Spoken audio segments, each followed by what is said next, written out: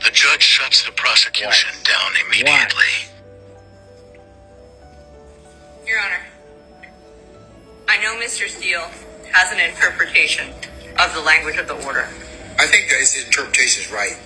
I'm just going to tell you that. I mean, I look at the way it's capped. It's styled and everything else. And it makes sense with what you're asking me to do is kind of just narrowly kind of look at the marijuana and not anything else that's been seized. He challenged everything that was taken at that particular point in time. And it's clear in the transcript that he did, in fact, assert the fruit of the poisonous tree. I mean...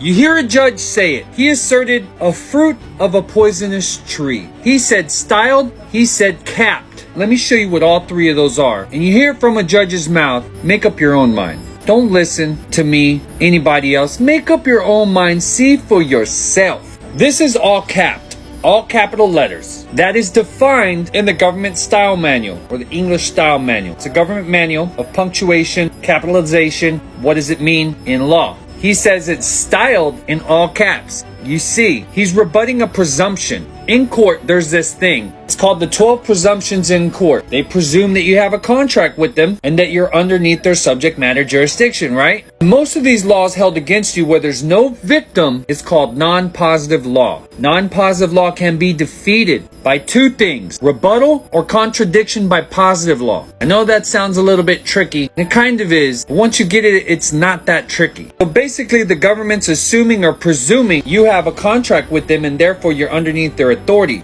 But there's the but.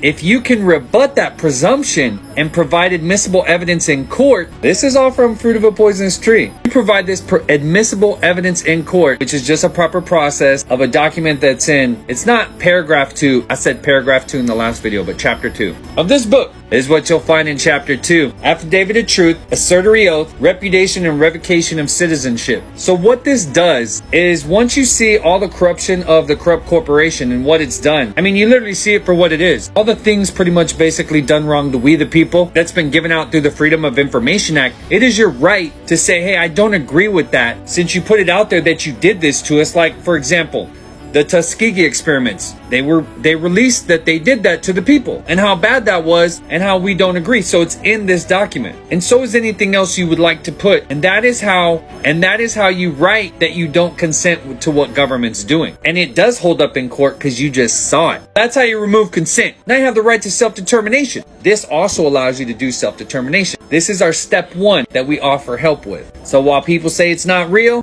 clearly that judge says it's real. Be the change you want to see. Stay